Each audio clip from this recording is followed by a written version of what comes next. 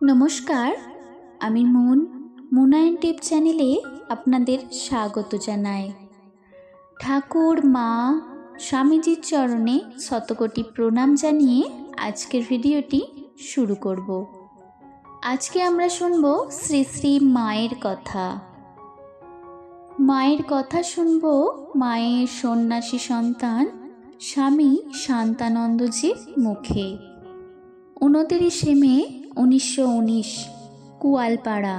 আমি বললাম, বাবু আর মঠে আসেন না, আপনার বাড়িতেও আসেন না। তার কেন এইরূপ হলো? মা বললেন, হ্যাঁ, আমি যখন কলকাতায় ছিলুম তখনও আমার কাছে আসতো না। আমি বললাম, এতদিনের পুরনো ভক্ত, কেন এইরূপ হলো? মা বললেন, সব কর্মফল। অনেক জন্মের কর্ম ছিল, শেষে আর থাকতে পারল না। যে কটা ঢেউ আছে সব কেটে যাবে, তো এক জন্মে তো মুক্তি হবে। আমি বললাম, তার ইচ্ছায় যদি সব হচ্ছে তবে তিনি কাটিয়ে দেন না কেন? মা বললেন, তার ইচ্ছে হলে তিনি সব কাটিয়ে দিতে পারেন। দেখো না, কর্মের ফল তাকেও ভোগ করতে হয়েছে। ঠাকুরের বড় ভাই রামকুমার বিকারের সময় জল খাচ্ছিলেন।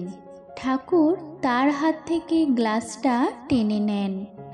তাতে তিনি অসন্তুষ্ট হয়ে বলেছিলেন, তুই যেমন আমায় জল খেতে দিলি না, তুইও তেমনি শেষ সময়ে কিছু খেতে পারবি নে। ঠাকুর বললেন, দাদা, আমি তো তোমার ভালোর জন্যই করেছি, তুমি আমায় শাপ দিলে। তাতে তিনি কেঁদে বললেন, ভাই, কেন আমার মুখ হতে এমন কথা বের হলো জানি না। দেখো, অসুখের সময় তার কর্মফল তাকেও ভোগ করতে হয়েছিল। কোনো জিনিসই খেতে পারতেন না। এরও অনেক জন্মের সংস্কারের ফলেও এরূপ হয়েছে। দেখো না আর কি হলো। কোথা হতে যে কি হয় বুঝতে পারা মুশকিল। 4 জুন 1919, কুয়ালপাড়া।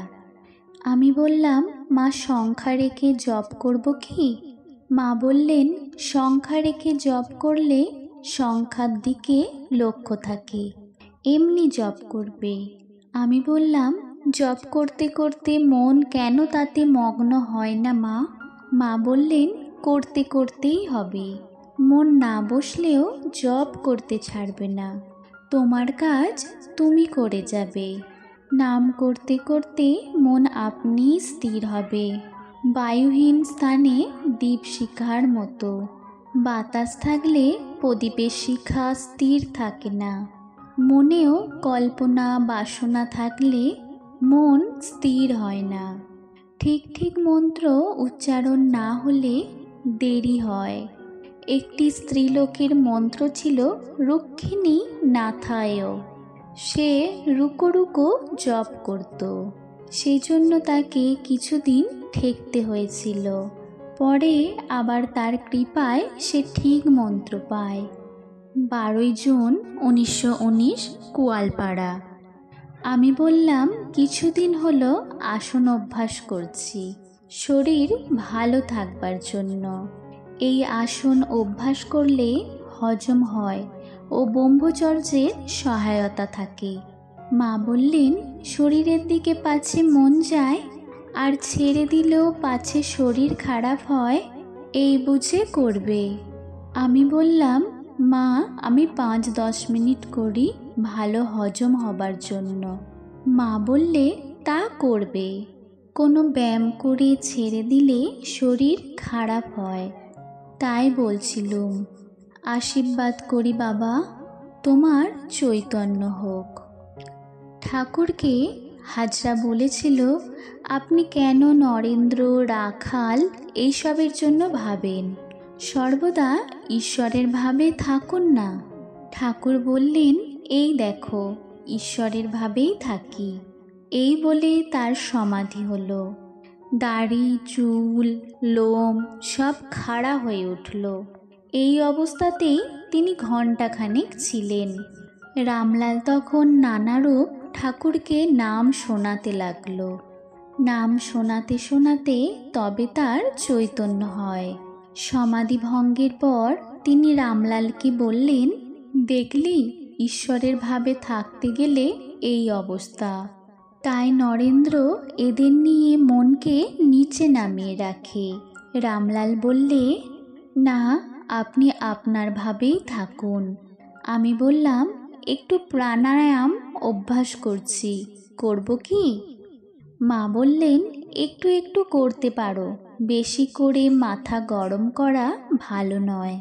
মন যদি আপনি স্থির হয় তবে প্রাণায়ামের কি দরকার? আমি বললাম, কুণ্ডলিনী না জাগলে কিছুই হলো না।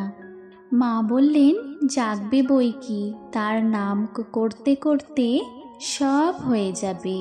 মন স্থির না হলেও তো বসে বসে তার লক্ষ লক্ষ নাম জপ করা যায়। কুণ্ডলিনী জাগিবার পূর্বে অনাহত ধ্বনি শোনা যায়। মা জগদম্বার কৃপা না হলে হয় না। তারপর মা বললেন, শেষ রাত্রে মনে মনে ভাবছিল, বাবা বিশ্বনাথকে বুঝি আর দর্শন করতে পারবো না। ছোট লিঙ্গমূর্তি আর যা সব জল বিল্বপত্রে ডুবিয়ে রাখে তাকে আর দেখতে পাওয়া যায় না। এইসব ভাবছি, এমন সময় হঠাৎ দেখি কি, কালো কুচকুচে পাথরের শিবলিঙ্গ বিশ্বনাথ। নটির মা শিবের মাথায় হাত বুলোচ্ছে। আমিও তাড়াতাড়ি গিয়ে তার মাথায় হাত দিলুম। আমি বললাম, মা, আমাদের আর পাথরের শিবলিঙ্গ ভালো লাগে না। মা বললেন, সে কি বাবা, কত মহাপাপী কাশিতে আসছে আর বিশ্বনাথকে দর্শন করে উদ্ধার হচ্ছে। তিনি সকলের পাপ নির্বিকারভাবে গ্রহণ করছেন। শনি রবিবারে যখন সব লোক এসে প্রণাম করে তখন পা একেবারে জ্বলতে থাকে। পা ধুয়ে এসে তবেই বসতে পারি। আমি বললাম, তিনি যদি সকলের মা বাবা, তাহলে তিনি কেন পাপ করান? মা বললেন, তিনি জীবজন্তু সবই হয়েছেন বটে, তবে সংস্কার ও কর্ম অনুসারে সকলে নিজ নিজ কর্মফল ভোগ করে। সূর্য এক, তবু জায়গা ও বস্তুভেদে তার প্রকার ভিন্ন ভিন্ন রকমের। 1 জানুয়ারি 1917। আমি বললাম, মা, আমার ধ্যান যাতে ভালো হয় এবং তাতে মগ্ন হয়ে যেতে পারি, এই আশীর্বাদ করুন। মা মাথায় হাত দিয়া আশীর্বাদ করতে লাগলেন আর বলিলেন, সর্বদা সৎ সৎ বিচার করবে। আমি বললাম, মা, বসে বসে বিচার করতে পারি, কিন্তু কার্যক্ষেত্রে বিচার আসে না। তখন কোথায় ভাসিয়ে নিয়ে যায় শক্তি দিন, যাতে সে সময় ঠিক থাকতে পারি। মা বললেন, বাবা, ঠাকুর তোমায় রক্ষা করবেন। তারপর বলিলেন, তোমার জ্ঞান চৈতন্য হোক। জনৈক সন্ন্যাসী ভক্তকে মা বলিতেছেন, তোমরা সন্ন্যাসী, তোমাদের গৃহস্থের সঙ্গে সম্পর্ক রাখা অত্যন্ত খারাপ। বিষয়ী লোকেদের বাতাস লাগাও খারাপ। 27 মে 1919 সাল, কুয়ালপাড়া। আমি বললাম, মা, এতদিন গেল কি হলো? মা বললেন, তিনি সংসারের সব ঝঞ্ঝাট হতে টেনে এনে তার পাদপদ্মে রেখেছেন। এ কি কম ভাগ্য?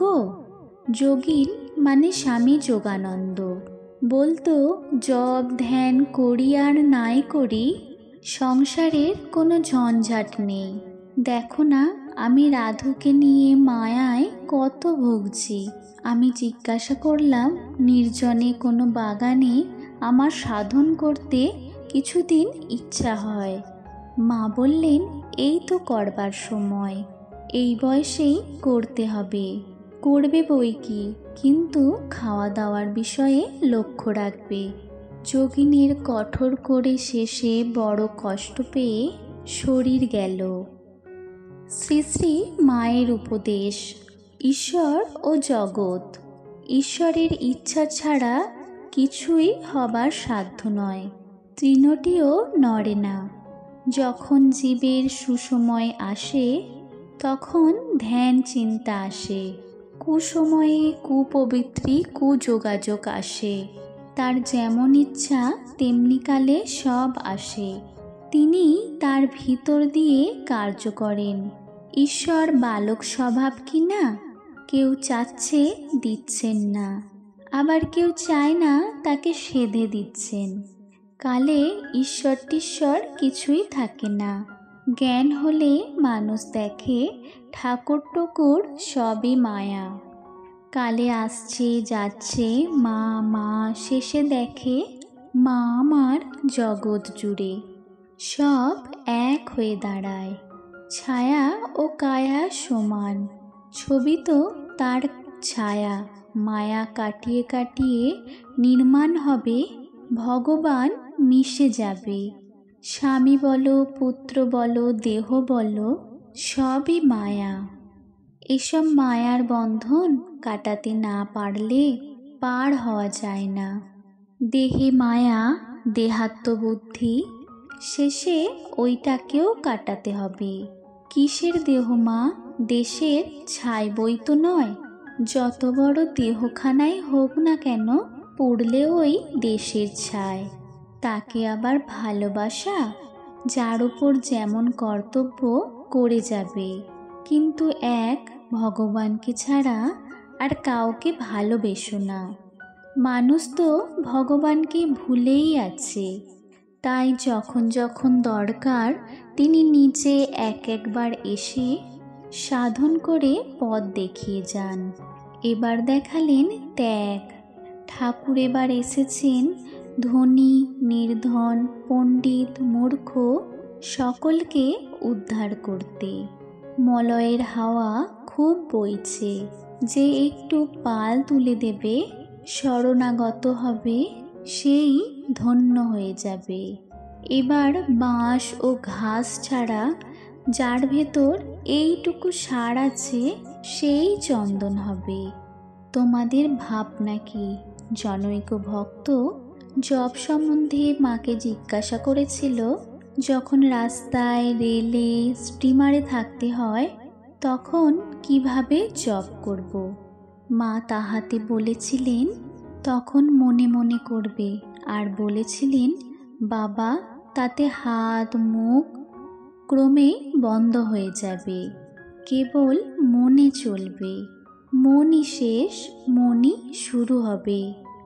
মানুষের এই কর্মব্যস্ত অশান্তির ভরা জীবনে শান্তির বাণী নিয়ে আসে মায়ের এই বাণী। মায়ের এই বাণীর কথাগুলো মা বলতেন, কাজ করতেই হয়, কর্মেই কর্মের বাঁশ কাটে। কাজ ছাড়া থাকাও ঠিক নয়। কর্মফল কেউ এড়াতে পারে না, তবে যদি সাধন ভজন থাকে, যেখানে খাঁড়ার ঘা লাগার কথা সেখানে কাঁটাটি ফোটে। বাসনা থেকেই শরীর, যেখানে বাসনা না থাকে তখন শরীর পড়ে যায়। সম্পূর্ণ বাসনা ক্ষয়ই মুক্তি। নির্বাসনা হওয়ার বাসনা করো। শরীর ধারণে কিছুমাত্র সুখ নাই। দুঃখপূর্ণ এই জগৎ, কেবল একটি সুখ, তার নামে, অর্থাৎ ঈশ্বরের নামকরণ। তার কৃপা যার উপর হয়েছে সেই কেবল জানতে পেরেছে, এবং সেইটুকুই তার সুখ। দুঃখ বিপদ আসবে না মনে করা অন্যায়। তারা তো আসবেই, তবে ভক্তের কি হয় জানো? পায়ের তলা দিয়ে জলের মতো বেরিয়ে যায়। সাধন বলো ভজন বলো, প্রথম বয়সে করে নেবে, শেষে কি আর হয়? যা করতে পারো এখনই করো। সাধু হয়েছে, ভগবানকে ডাকবে না তো কি করবে? তার যখন ইচ্ছা তিনি দেখা দেবেন। ঠাকুর বলতেন, যারা আমাকে ডাকবে তাদের জন্য অন্তিমে আমাকে এসে দাঁড়াতেই হবে। এটি তার নিজের মুখের কথা। যারা একে ধারে স্বামী, অন্য ধারে ছেলে নিয়ে সংসার করছে, তাদের সেবা করেও তাকে ডাকতে পারে। তারা নিশ্চয়ই তার দেখা পাবে। সর্বদা ইষ্টচিন্তা থাকলে অনিষ্ট আসবে কোথা দিয়ে?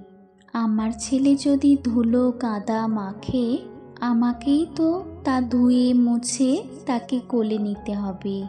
এমন অদ্ভুত ভালোবাসা শুধুমাত্র মায়ের কাছেই আছে। মা ছাড়া এমন ভালোবাসা আর কেউ দিতে পারে না। নমস্কার। ভিডিওটি ভালো লাগলে ভিডিওটিতে একটি লাইক করবেন। আর আমার চ্যানেলের নতুন বন্ধু হয়ে থাকলে চ্যানেলটি অবশ্যই সাবস্ক্রাইব করবেন। সকলে ভালো থাকবেন, সুস্থ থাকবেন। জয় ঠাকুর, জয় মা, প্রণাম।